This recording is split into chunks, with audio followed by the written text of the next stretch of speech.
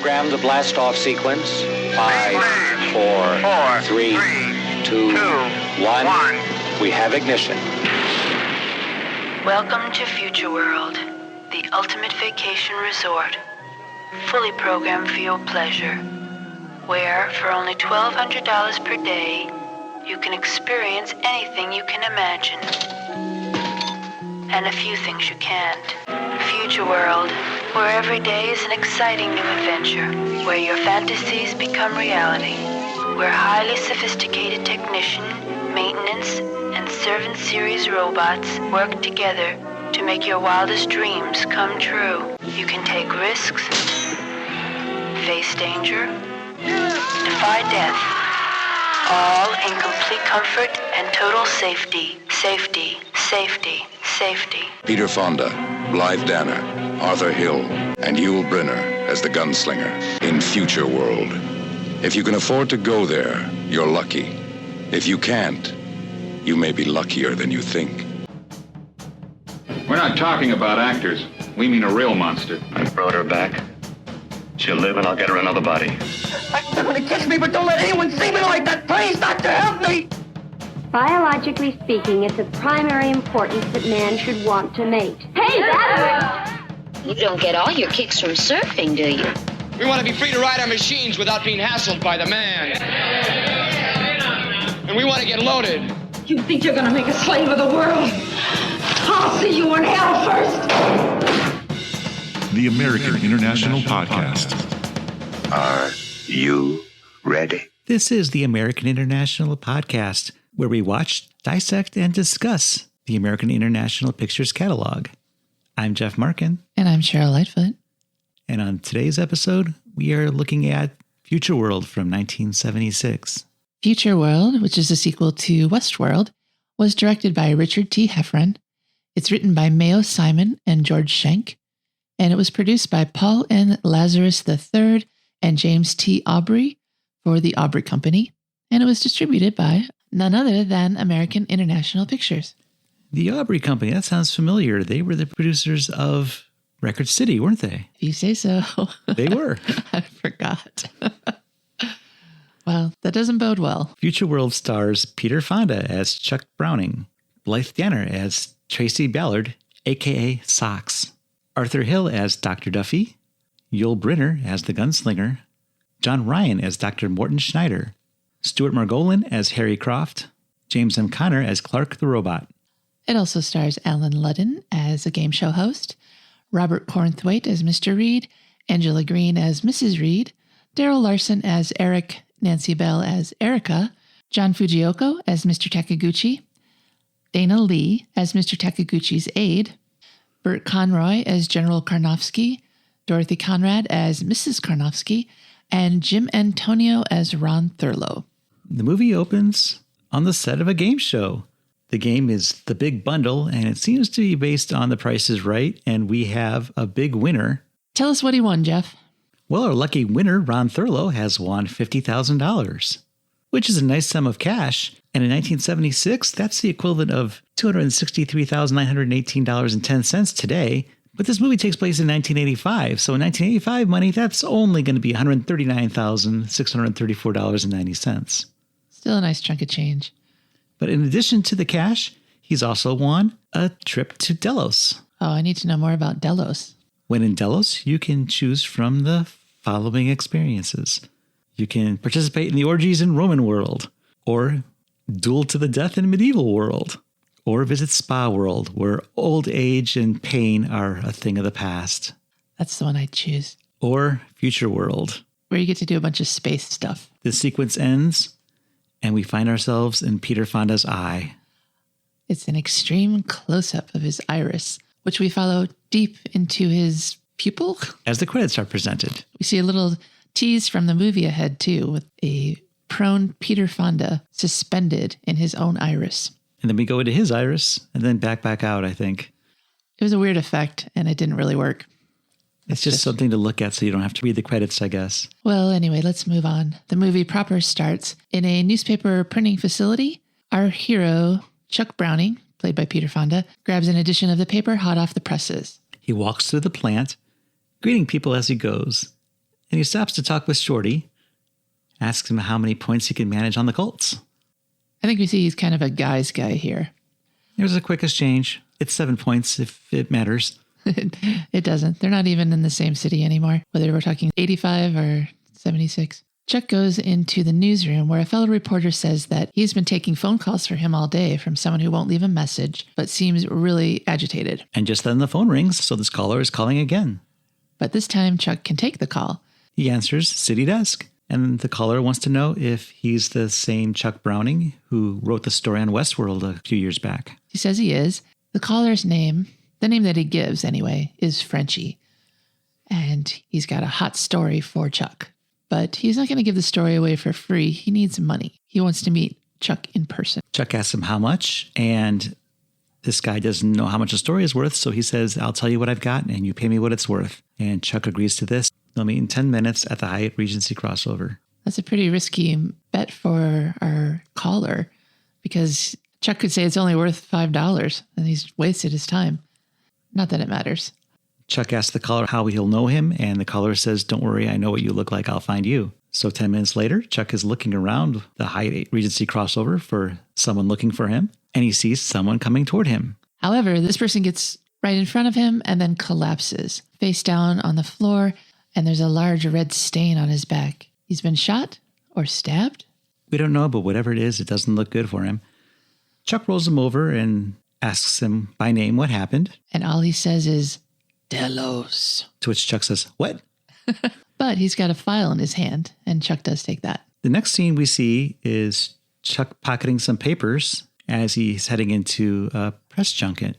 Now, this must be sometime later because he's changed his coat, but the papers that he's pocketing looks like the stuff that he just grabbed from Frenchie. But if Chuck was involved even as a witness to a murder, he wouldn't have been able to leave right away. So I don't know how much time has passed. Maybe he left right away because the cops hadn't been called yet. And then he changed his coat because maybe he had blood on it. I suppose that's possible. It doesn't matter. This plot point is dropped immediately. There will be no police action on Frenchie's murder at any point during this movie.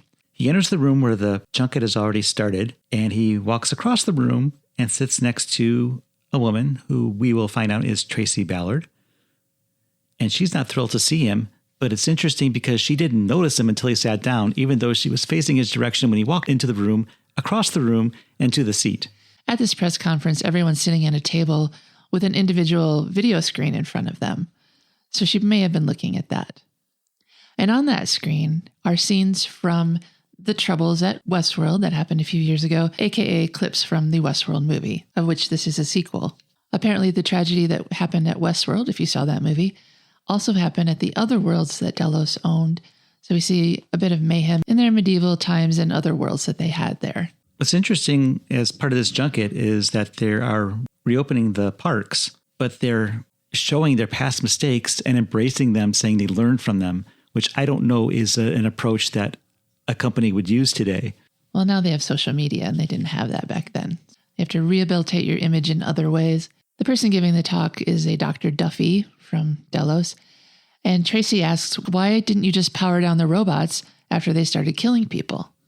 And he says they did, but they had enough reserve power to do a great deal of damage. They killed over 50 guests. Not only that, some of the technicians were murdered as well, 95 dead or wounded, he says. But they spent 2 years and $1.5 billion to redo it. Every circuit, every program, every robot. And they've been reopened for a month, but business isn't exactly booming. So they are going to be inviting members of the press, specifically the IMC network, to attend their grand reopening in hopes of more positive press this time around. Yep, they get free and full access to the park in exchange for a fair and positive treatment. So it's a little tit-for-tat situation here. Now our reporter, Tracy, storms into her boss's office, Arthur Holcomb. She's very angry because Chuck is going to possibly scoop her on this story. He's going as well. Chuck's already in the room when Tracy storms in, and she says that she had been promised the Delos story as an exclusive for television, and she doesn't understand why Chuck, this ink-stained Neanderthal, is allowed to also pursue the story. Arthur is sending Chuck because Chuck has an angle on the story that Tracy possibly doesn't. Tracy counters that Delos won't want Chuck there. He's an investigative reporter, not known for his puff pieces. And Arthur says that unless Tracy wants to report on fashion and weather from Sioux Falls, South Dakota for the rest of her career, she'll shut up and do as she's told. Tracy storms out of the office, and Chuck catches up to her at the escalator and says, "Socks, come on, lighten up." For some reason, he calls her Socks. Well, the reason is coming up soon. The two of them bicker like a low-rent Tracy and Hepburn. We learn from their conversation that as a cub reporter, she had worked for Chuck, and Chuck fired her. He says it was because she wasn't a very good reporter, and she says that she was just trying to find the lighter side of news to offset the dirt and bad news that was usually reported. You know, the stuff that, along with pictures of Spider-Man, also sells papers. Unfortunately, Spider-Man does not make an appearance in this movie. She says then she was just a kid out of college. Now she has 55 million viewers worldwide, and his fan base is composed of old crones in the public library. Nobody reads anymore. To that, Chuck says, "Well, then you have nothing to worry about, do you?" And also, Tracy doesn't like being called Socks. Chuck reminds her that he started calling her that because the first time they were ... together, she wore those outrageous red socks. So there's a little history here, I think. Yeah, he says he hasn't been the same since. And that was right before you fired me, she said. So this is problematic on about 10 different levels. But they do call a truce because they had to work together. Well, she says she'll think about it. So now we find we're on a plane to Delos. This is a very nice jumbo jet with an upper level and cafe seating. If I could fly that way all the time, I'd be so happy. Chuck is requesting an interview with General Karnovsky, but the general declines because he's on vacation. And we also see that Ron Thurlow, the big bundle winner, is also on the plane. And he's talking to a very beautiful woman, pulling the "Do you know who I am" line. He's the winner of the big bundle. I don't think she's that impressed. After failing to get an interview with anyone on the plane, Chuck goes back to sit next to Tracy. He notes that the plane is full of VIPs from various industries and some world leaders, too. And Tracy is like, well, duh, who else could afford this $1,200 a day trip? Chuck still thinks this is kind of fishy, though. Just then, Ron Thurlow, the big bundle winner, comes up to Tracy to tell her that he should be on her show. Because he won the big bundle. And Chuck invites him to take his seat because Miss Ballard loves to get close to her viewers. Yeah, he wants to stick it to Tracy just one more time. And Tracy listens politely for a moment and then tells Ron that, unfortunately, this is a research trip and there's no camera crew with her. Ron's a little deflated by that, but he's on to a new topic now. It's robot and human sex. He's looking forward to it because he heard once you bang a robot, you never go back. And he wants to know if Tracy plans to have sex with a robot, too. And she tells him not this trip. The plane lands and the passengers disembark. Passengers headed to Delos can go directly to the resort. Everyone else should pass through customs and immigration. The guests are instructed to go to the color that matches the theme park that they have chosen for their vacation. After that, they will go to a costume fitting. In a control room, 4 distinguished guests are noted for record. One is the general. One is Takaguchi, a Japanese businessman who was also on the plane. Tracy Ballard, the TV reporter, and Chuck Browning, the investigative journalist. General Karnovsky and his wife are going to Spa World. Mr. Takaguchi is going to Medieval World. Chuck and Tracy are going to Futureworld, and lucky for them, Ron Thurlow, the winner of the big bundle, is going to Futureworld as well. A female-type robot greets Ron and directs him where to go to Futureworld, and he immediately hits on her, but she explains that she's a 500 model and not programmed for sex. Better luck next time, Ron. As they're walking towards their costume fitting, Chuck says that Delos is now 3 times the size that it once was. Mr. Duffy comes up to them and tells them the plan. They're going to spend 2 days in Futureworld. And then they can go backstage to see how the sausage is made. They're allowed to go anywhere they want to, but for their safety, they need to see Mr. Duffy before they start poking around. He also lets them know that blastoff is only a half hour away and that Tracy has been chosen as the commander for this flight. She's a little taken aback by that, but it's 1985 and there's no sexism anymore. Mr. Takaguchi is going to Medieval World, and as he costumes up, he's asked to surrender his camera, as well as the sword he brought with him. He brought his father's sword, but that's not allowed, so he's going to have to leave that at the desk. Yep, he's going to have to use one of the Medieval World-approved house swords.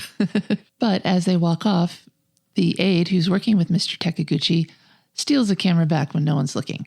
So now we see everybody suited up for their quote-unquote space mission in Futureworld.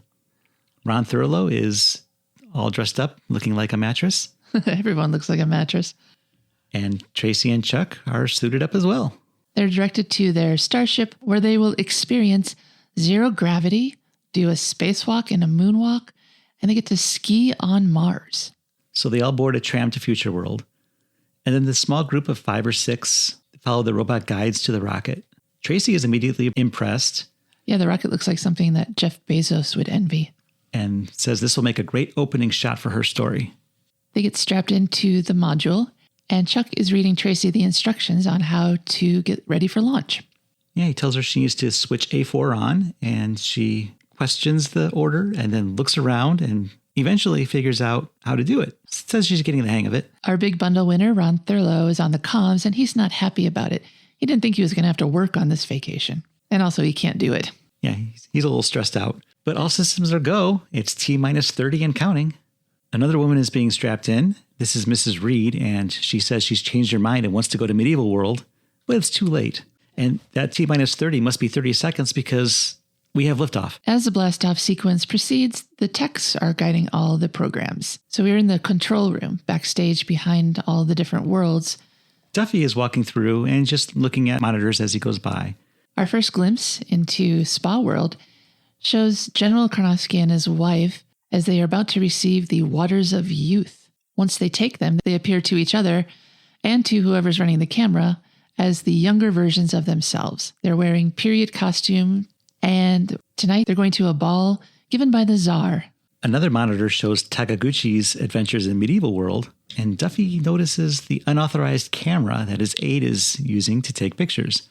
He says that the queen should steal it back at her first opportunity. Then a knight comes and challenges Takaguchi, so they battle briefly, and Takaguchi takes the knight down. Luckily, that was a robot and not another human guest, because I can't see how you would know the difference. Now we meet Dr. Schneider, the head technician. He says something about Duffy spending an inordinate amount of time in the control room. And according to him, there's nothing that could possibly go wrong. Then Schneider goes into another room where scans of the guests are being done.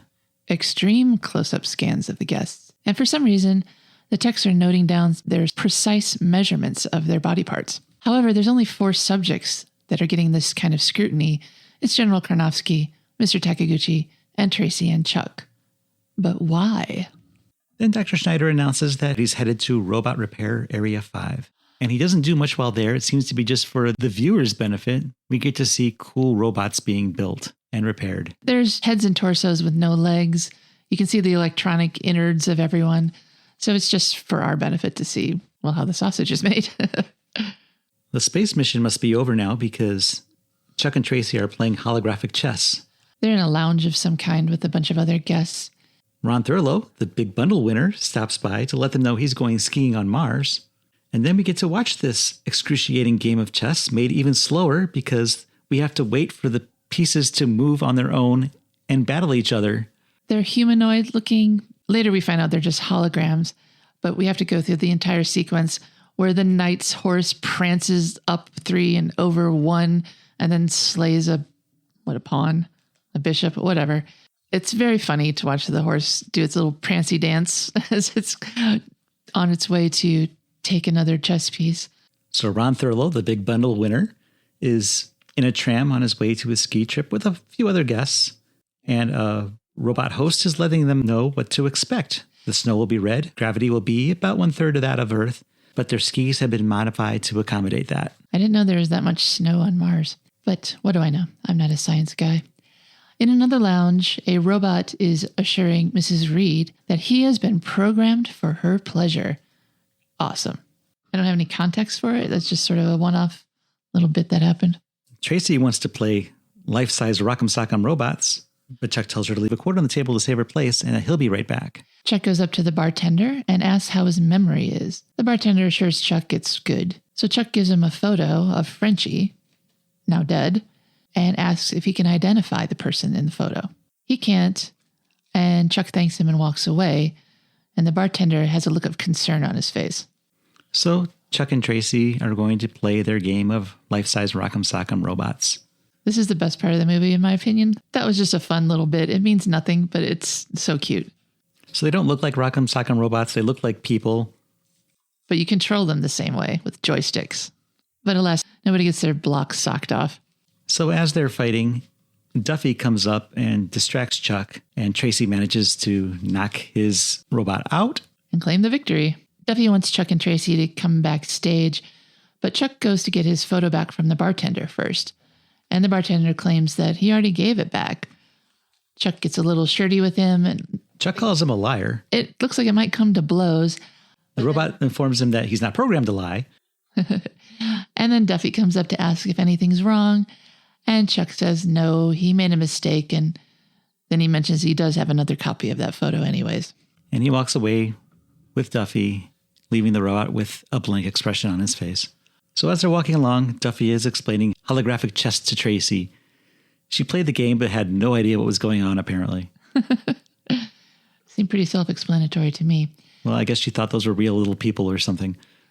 Well, they were, but...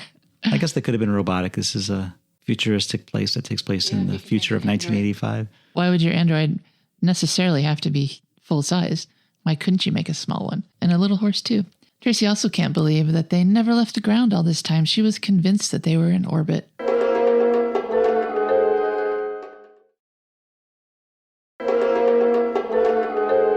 Back in medieval world, Takaguchi's aide is still taking pictures, and people in the control room notice this and comment that the camera had been stolen by the Queen, but that he must have stolen it back. Tracy and Chuck are also spying on Mr. Takaguchi's medieval experience here. There's a jousting match, which the techs assure them has a 60% chance of being a kill for Mr. Takaguchi in the first round. Dr. Schneider has joined them as well. Chuck asks if the guests always win, and Schneider says that they try to make it believable for the guests. But yeah, they always win. You wouldn't pay that much money to lose, would you? Chuck pulls Tracy aside now. He's got a little plan, and it involves her using her feminine wiles to flirt with and distract one of the techs. She's annoyed that she's being asked this without explanation, but accepts the challenge. She accepts the challenge because Chuck sort of negs her and says, well, you probably couldn't pick one up anyways, and she accepts the challenge. And she asks which one, and Chuck whispers in her ear the one dressed like a Century 21 realtor. But that's all of them. So she goes over to hit on a random tech. He says his name is Stephen, and he politely answers all of her questions, yes ma'am, no ma'am, but he doesn't seem really interested in personal interaction. She offers to get together with him later after work, but he says no, it's not possible. She asks if he's married, and he says no. She asks if he's lonely, and he says no. No ma'am. No ma'am. He's very polite. He just shuts her down immediately as she tries to invite him to her room. She goes back to Chuck, and she says that it's not going to work. He must be gay. She has a very inflated opinion of herself, I guess. So Chuck confronts Duffy on this. He wants to know what's with these operators because they sure aren't normal. Are they on drugs? Are they just too weird? Duffy says they're normal for robots and apologizes and says that he had thought Dr. Schneider had already informed them of this. Their theory is that the problems with Westworld were due to human error. So by using non-human machines without human ego and other frailties, the possibility of similar errors has been entirely eliminated. Tracy and Chuck look very surprised at this note, but there's no time to dwell on that. No, we're cutting away to see skiing on Mars. It's just like regular skiing, but through a red filter. They must be on the Martian ice caps. That's the only place I think they have snow. And then we were back with Chuck and Tracy. They're riding in a golf cart and discussing the events that just transpired. Tracy's mad because she had to hit on a robot. And it's interesting because they were left alone for this ride so that they could have this conversation. But next we see Duffy taking Chuck and Tracy to the remains of Westworld. Duffy says he doesn't want them to think that he's trying to hide anything from them. Chuck still looks suspicious, though, and he goes off to explore on his own. Chuck picks a building and opens the door and walks inside. He looks around a little bit and he finds a discarded robot arm. He picks it up and throws it back down and continues looking around. He finds a trap door in the floor and uses that to investigate tunnels beneath Westworld. It looks to us like it's part of a water treatment plant, and I believe it is. That's where they filmed it.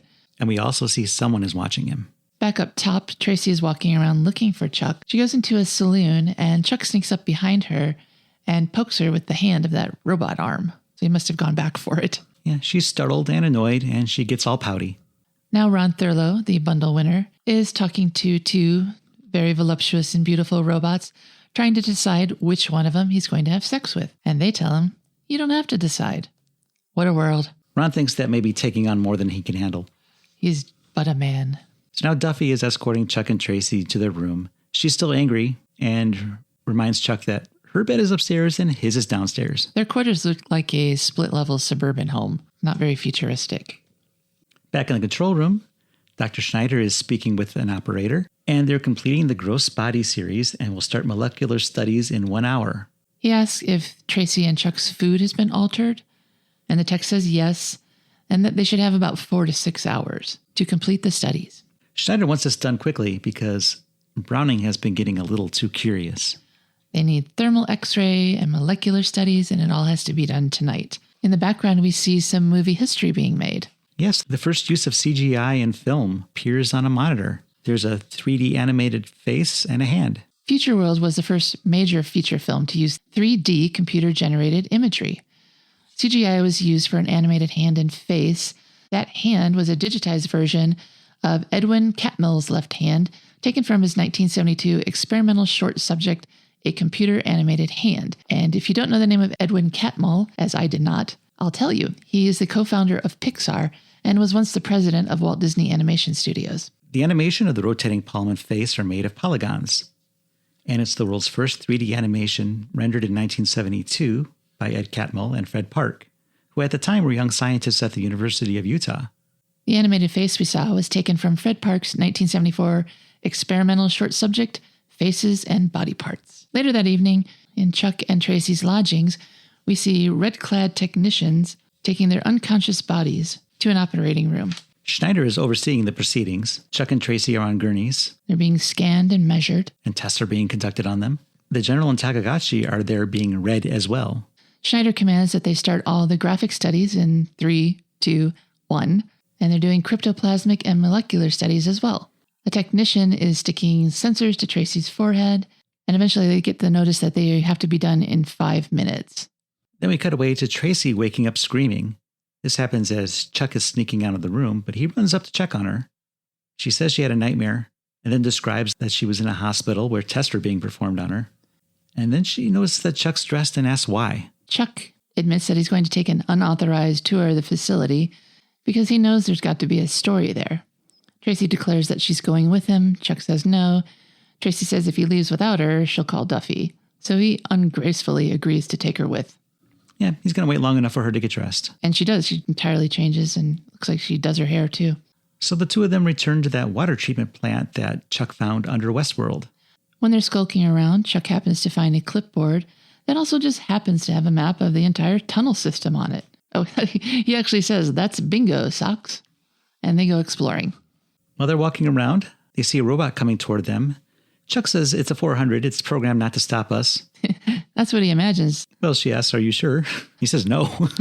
He says no, but it does turn out to be the case. The 400s aren't going to interfere with them. So they follow this map deeper into the plant, but someone is watching them. Chuck happens upon a control panel and wants to turn on some lights, so he starts randomly pushing buttons, and he does activate some sort of device that either creates or transports 3 samurai into the plant. They sort of materialize out of triangles in a tank of some sort. They exit the tank one at a time and start chasing after Chuck and Tracy. Chuck gets a hold of a pipe and starts to duel one of the samurai.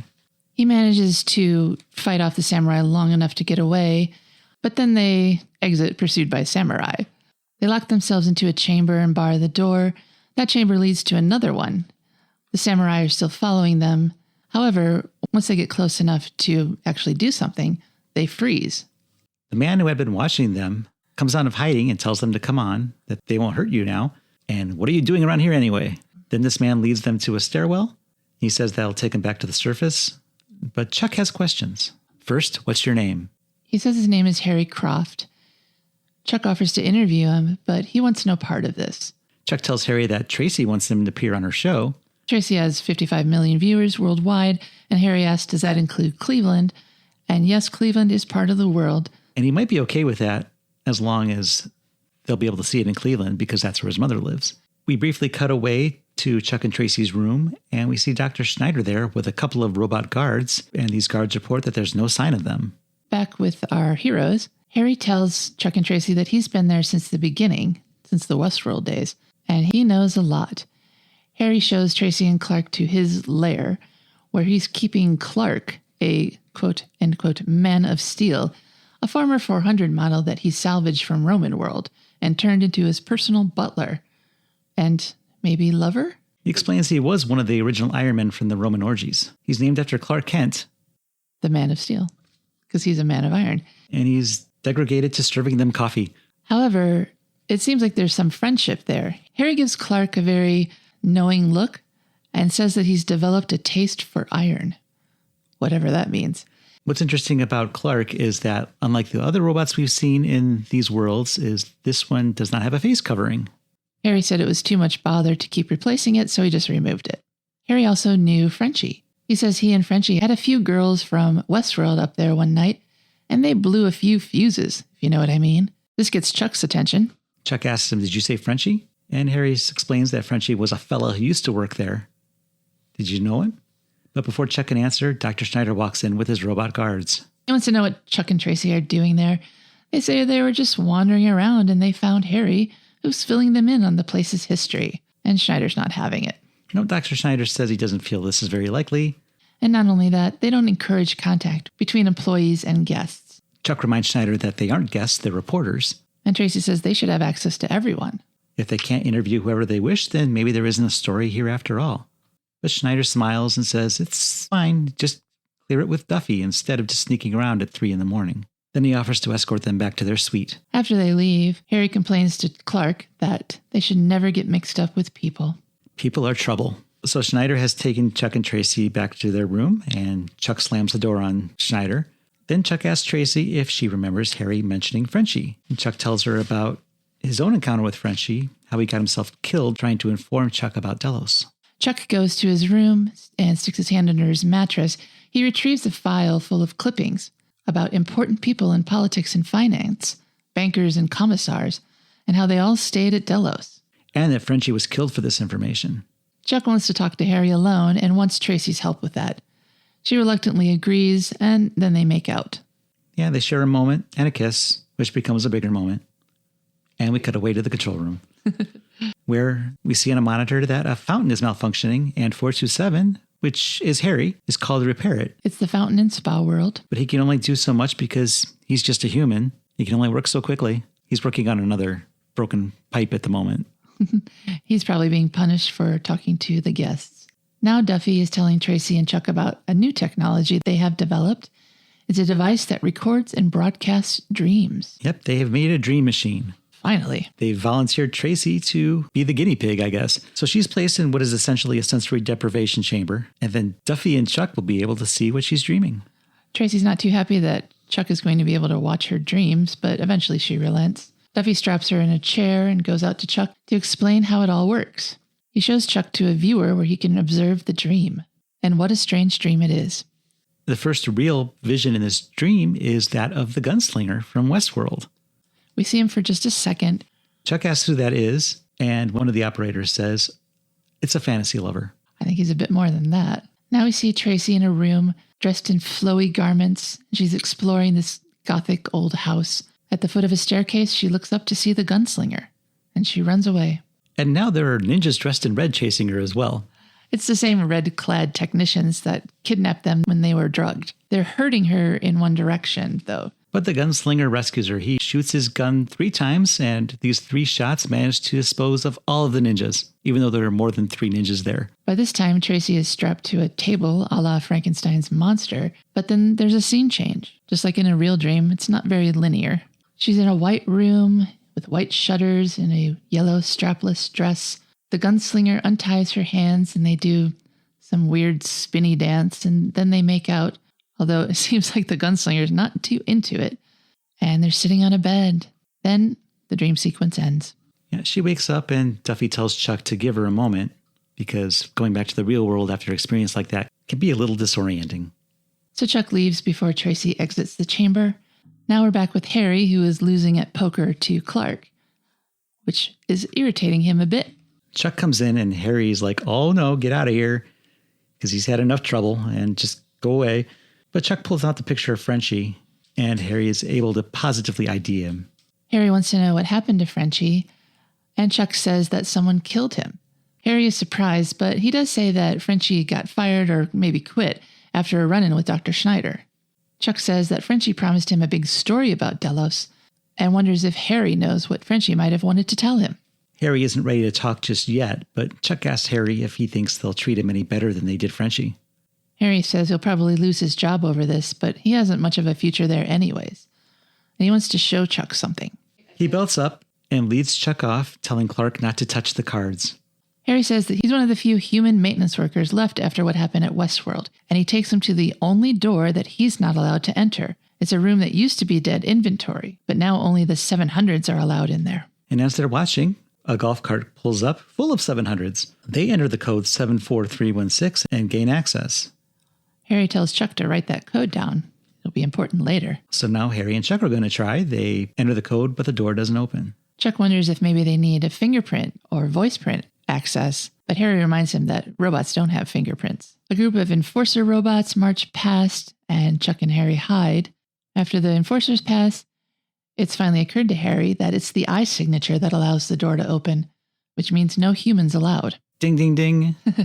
Now we see Tracy walking through another control area with Drs. Schneider and Duffy. Tracy apologizes for Chuck's absence and says that he's too overtrained for such a standard assignment. Then she asks about Harry, and they explain that he's still needed because they haven't figured out how to have the robots deal with the wet areas. Yeah, Duffy thinks he still has value. Tracy asks if it's wrong to depend so heavily on an all-robot team. What if something happens like the last time? But Dr. Schneider isn't worried at all. Back at the waterworks, while Chuck stays in hiding, Harry yells at a robot walking by, "Hey, Iron Ass!" And then he throws something in its face. It's a bucket of water. It disables the robot, and Harry steals the faceplate off of it. Now elsewhere, we see a Chuck clone being prepared, down to the tattoo on his left shoulder. We also get a repeat of that sequence with the extreme close-up of the eye. The eye-opening sequence. It's an eye-opening sequence. And here we see Chuck suspended in mid-air, and he's nude. Harry and the real Chuck are back at the mystery door. Now they have Tracy with them. They're trying that code again. Harry has attached that robot face to his welder's mask, and this time the code works, and the trio goes inside. Inside, there are a few more robots and more stairs. They climb the stairs to a laboratory. They look through a window where they see General Karnovsky and Mr. Takiguchi being programmed with language for some reason. And then they notice that Chuck and Tracy are there as well. Their own doppelgangers come in and sit in their little triangle chairs and get hooked up to wires. And Chuck realizes that they're duplicates and that they've been replacing all the bankers and commissars, etc. And that's what Frenchie was trying to tell him. Dr. Schneider is there, again orchestrating the proceedings and giving instructions. They're being programmed with personal information and also being, I would say, hypnotized into following instructions so that they will never harm Delos. They're also instructed to destroy their originals. Chuck and Tracy decide they need to get out of Delos immediately. They're going to go back and pack their bags, and Chuck notes that there's a plane leaving in about 3 hours. Well, don't forget Harry. He needs to get out of there, too. He asks Chuck and Tracy to meet him at the power plant in half an hour. Back at their lodgings, Tracy goes upstairs. Chuck is going to use his time to make a call to Arthur Holcomb to fill him in on what's going on. But while he's on the phone, Duffy walks in, and he's got a gun. Of course he does. Chuck is surprised that he's a part of it, but why he's surprised is beyond me. Duffy wants to know where Tracy is, and Chuck claims that she isn't there. Chuck says that she's with Harry, and they're supposed to be coming to meet him. Duffy wants to check upstairs anyways. They go to her room and open the door. They don't see her, but that's because she's hiding behind the door, and Duffy's not smart enough to look behind it. Chuck wants to know why they're doing this. Yes, the whole time Duffy is answering Chuck's questions and clearing up any part of the plot that might not make sense to anyone who isn't directly involved. Duffy tells Chuck that if he read his own paper more often, he'd know why they're doing this. The human being is unstable, irrational, and violent, and will destroy the planet by the end of the decade. By 1990, Earth will be destroyed, as we all know. So, as we've all figured out by now, they are replacing human leaders with duplicates who will think of Delos first. And Duffy also reveals that these duplicates aren't machines. They are real living beings produced from the original's genetic information. They're clones. And the reason they clone Tracy and Chuck is for the good publicity, of course. They want to assure that every head of state will want to pay a visit to Delos. This is the moment when Tracy appears at the top of the stairs and she throws a suitcase at Duffy. She only wings him, though, and he shoots back at her. She ducks and he misses. Chuck jumps on Duffy and they start to wrestle. Tracy comes downstairs and she manages to get hold of the gun that was dropped in the scuffle. Chuck tells her to use it. It takes her a few beats, but she finally does. She shoots and there's some sparks, but Duffy doesn't go down. so she shoots him again. Once he's all the way down, Chuck and Tracy stand over his body. Chuck says he was much too strong, so he bends down and removes Duffy's face. Yeah, he's a robot. Duh. Tracy suggests they hide in Westworld because it was deserted. Now we come to the most tender and emotional scene in this movie. Harry is packing his things, and he's apologizing to Clark. He has to leave him behind, but he promises that he'll be back. It's a very emotional goodbye. And a little awkward to listen to. But it is the only emotion available in this movie. Harry leaves, and we see a saddened Clark hang his head at the table. So Chuck takes Tracy to Westworld. He's going to leave her there to hide because he still has to go get Harry. Harry's waiting, and Chuck comes up. However, as you might have figured, this is Chuck's clone. And that clone stabs Harry, killing him. The real Chuck is in range and sees this. And the clone Chuck notices the real Chuck and smiles. We're going to have to say clone Chuck and real Chuck a lot now. The chase is on. Back at Westworld, Tracy hears footsteps. Is it Chuck? No, it's clone Tracy. Of course it is. They meet in the street and discuss what they're thinking. The clone of Tracy knows everything the real Tracy is thinking. So the real Tracy can't surprise her clone with an escape plan. As they both have guns, they're both now glad that their dad taught them to shoot. And isn't that more important than the fact that he never loved them? During this conversation, the clone is always walking toward Tracy. And eventually, they're within shooting range of each other, which they both realize at about the same time. Both of the Tracys get off a shot at the same time, and one goes down. But because of some reverse camera shots, we don't know which is which. So back at the waterworks, Chuck and clone Chuck are ducking behind pipes and shooting at each other. Real Chuck climbs up into an upper level of the factory where he sees a high voltage panel, and he gets an idea. For some reason, there are jumper cables there, and he attaches the cables to a walkway, which electrifies it. It almost works. Just as the clone's about to step on it, he sees it and catches wise. Well, real Chuck and clone Chuck share the same brain, apparently. So there's no fooling him. So this chase begins again. Yeah, real Chuck is out of ammo, so there's no choice but to run. He ends up at some scaffolding outside the Futureworld rocket. He's also cornered. Clone Chuck raises his gun to shoot, but he's also out of bullets. The real Chuck rips out a power cable and uses it to swing Tarzan style to the rocket. And the clone follows. The real Chuck and the cloned one are fighting mano a mano, and then one of them falls off the scaffolding. Which one? Who knows?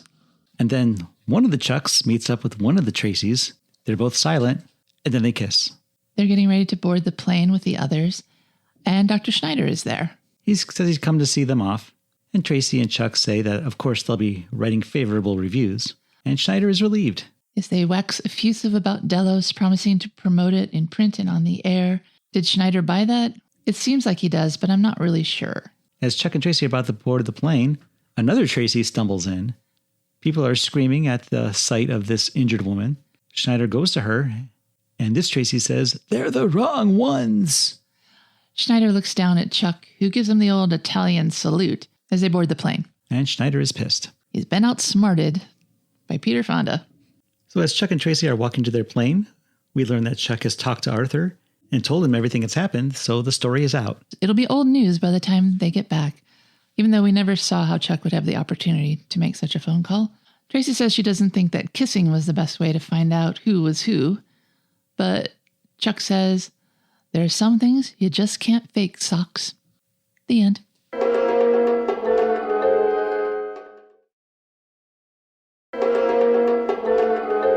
You're listening to the American International Podcast, where we're discussing Futureworld from 1976.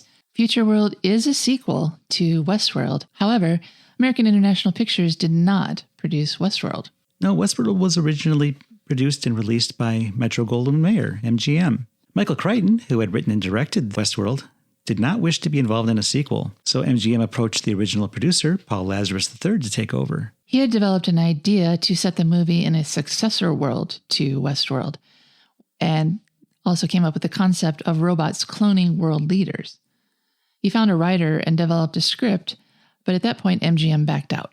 MGM decided that science fiction was becoming passé, and they'd already developed Logan's Run to be released that year, so they took a pass on Futureworld. Futureworld's now in turnaround, and that's bad for Lazarus. He's having trouble finding production and distribution for the film elsewhere because the other studios didn't know why MGM took a pass on that. It should have been a no-brainer because Westworld had been such a financial success for MGM. But then Lazarus was contacted by former MGM president James T. Aubrey, of the Aubrey Company, who said he could get the film made by arranging financing from Samuel Z. Arkoff of American International Pictures, thus saving the project. Hooray! The working title for this film was the lengthy "Did Nobody Learn the Lesson the First Time?" But that was axed because the producers didn't want their movie title phrased as a question. This isn't Jeopardy! There are so many movies that could have used that as a title. Basically all of sci-fi. We already mentioned that Futureworld was the first major feature film to use 3D CGI, but it also used the 2D technique of digital compositing to materialize characters over the background. It also repurposed some of the Logan's Run set. The apartment set from that movie was redressed and became the Futureworld Bar. Much of Futureworld was shot in the greater Houston area, including Intercontinental Airport, Jones Hall, and the Johnson Space Center. And the film includes a chase scene through the underground pedestrian Houston tunnel system running under the city. So a lot of Houston landmarks, but not many that the public has seen. Futureworld was released on July 14th, 1976, and some of the taglines for this movie include, "Where the only way to survive is to kill yourself." Futureworld, if you think you can go there, you're lucky. If you can't, you may be luckier than you think. Human error destroyed Westworld. Futureworld has replaced all humans. Where they sensualize you, pleasurize you, and synthesize you, then dare you to stay alive. Futureworld, where you can't tell the mortals from the machines, even when you look in the mirror. Where Westworld stopped, Futureworld begins, offering fantasy, sensuality, and adventure. Complete satisfaction guaranteed. Entry fee, $1,200 per day. Exit fee, your life. All of which make the movie sound a lot more exciting than it was.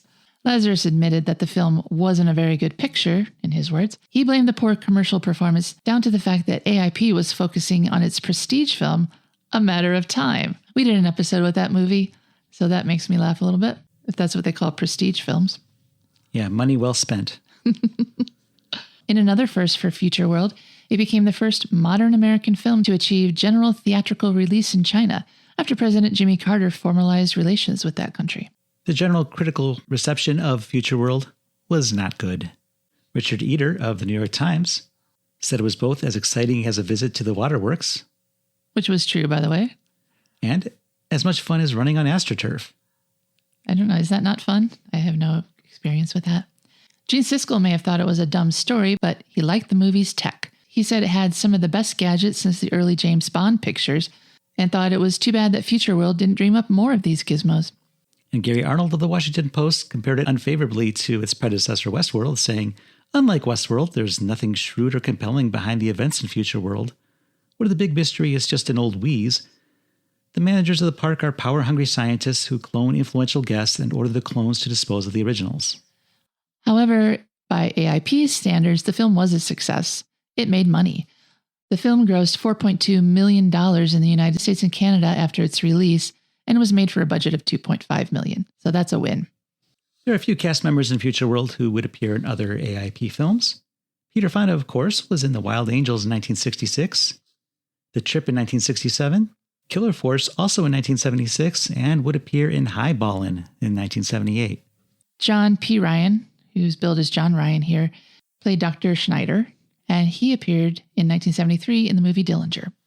Robert Cornthwaite, who was Mr. Reed and didn't really do much in this movie. We never talked about him in this episode, but he did appear in Reptilicus in 1962. Great film. Angela Greene, who was Mrs. Reed, who we did speak of a little bit, was in Night of the Blood Beast in 1958. And Jim Antonio, who played Ron Thurlow, the Big Bundle winner, would appear the following year in The Private Files of J. Edgar Hoover. So now, Cheryl, it's time for you to let me know what you think. Using our AIP scale, where A is awesome, I is intermediate, and P is pathetic, how would you rate Futureworld? I'm afraid I don't rate it very well.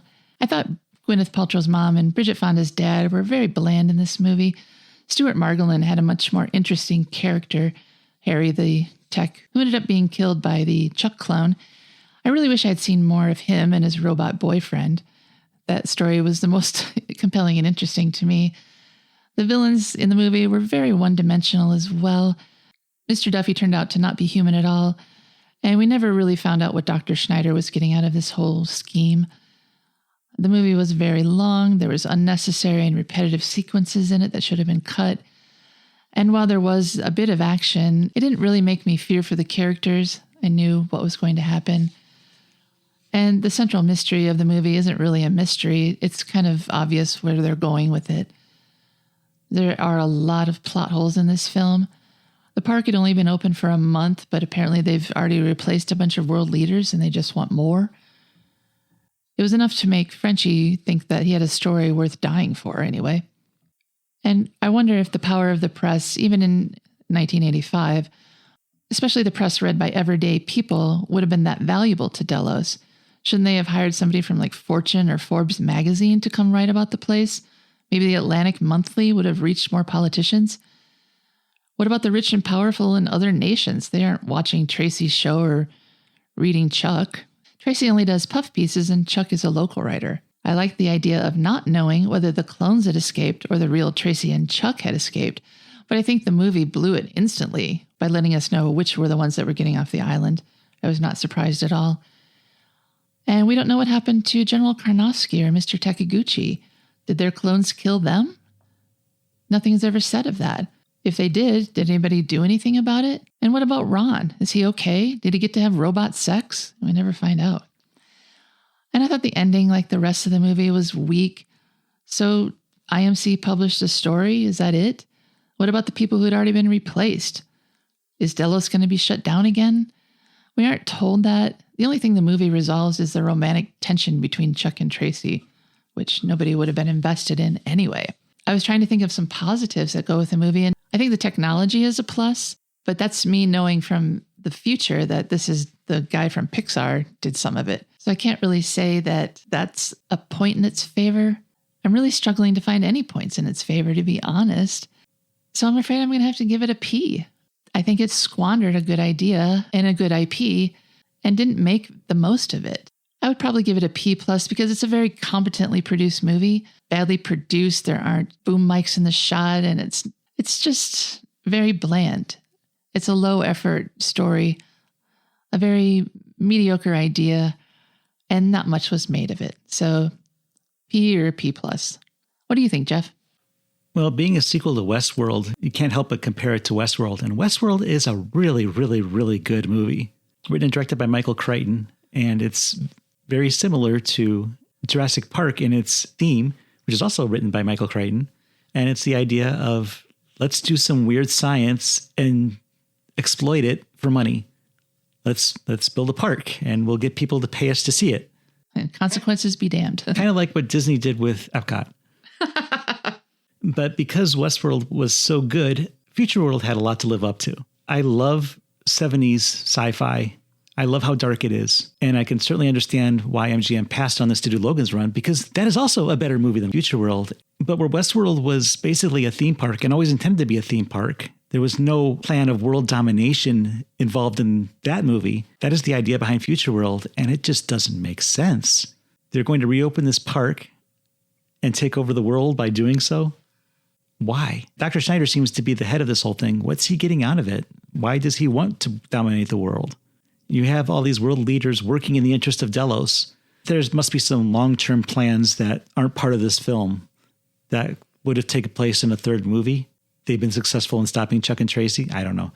But the senselessness of the movie only bogs you down if you let it. There are several instances in this film where they cut away and you're wondering why they did that. It was just to progress things so that the other characters can get to the next scene. And the whole dream sequence is so unnecessary. You can cut that whole thing where Tracy's in the sensory deprivation chamber. You can cut out that whole sequence. It has no bearing on the plot. The only reason it's in the movie is so they could bring in Yul Brynner and put him in the trailer. And how degrading is that? Because the Gunslinger was a pretty badass villain in Westworld. And to be put in this film as a fantasy lover, again, doesn't make sense because why would she be dreaming about this guy who she has no knowledge of? So just cutting out that whole sequence, it might be harder to sell as a sequel to Westworld because you have to explain it instead of just having a familiar face in the trailer. But it would make Futureworld faster paced and probably a little bit better. Unfortunately, it would make it better to let me give it a higher rating than I'm going to. And I'm going to give it an I because I like this movie. It's okay. Don't think too hard on it and enjoy the dark and dreary 70s sci-fi. I think it wasn't dark and dreary enough. I think they could have done more with it, especially since the whole plot was about taking over the world. I think maybe they should have instigated some coups or promised a future bloodbath, getting rid of all the humans. Well, again, yeah, I said there's not a reason for this. What does Delos get out of having world leaders working in their favor? It sounds like they just want them to turn a blind eye while Delos does their evil work. There has to be another motive here that we're not getting within the context of the film, because there's not enough of a motive to do what they're doing. Yeah, they only programmed the world leaders to think of Delos first. And the only thing that Delos is doing is cloning other world leaders. So once they've done all the cloning, then is that the end game? Everybody's a clone who's in charge? Does Delos get more money that way? It really makes no sense. I think that's my chief complaint with the movie, is that the plot is so weak. But you were a little more forgiving of it than I was. I can't wait till we can watch a movie that I at least give an eye to. I've had a bad run of it lately. Well, we have a lot more movies slated for review on the American International podcast, and they're not all going to be winners, I'm afraid. No, AIP's output is very mixed. You have the great, the good, the mediocre, and the absolutely awful. And we're here for all of it. There's still a lot of really good movies we haven't selected to talk about on this podcast yet. And I'm looking forward to them. But unfortunately, because we're selecting these randomly, we have to take the bad with the good. We do allow ourselves to have a movie of our choosing. And I'm looking forward to those as well. Because if we have chosen a bad movie, then we only have ourselves to blame. So that's it for this week. And until next week, when hopefully we have a better movie, we'll find out. I think we will. I'm Jeff Markin. And I'm Cheryl Lightfoot. And we'll meet you at the drive-in. Follow the American International Podcast on Instagram, Twitter, and Letterboxd at AIP_pod and on Facebook at facebook.com/American International Podcast. The American International Podcast is produced and edited by Jeff Markin. A man whose mind is distorted by hatred. And Cheryl Lightfoot. A girl hungry for too many things.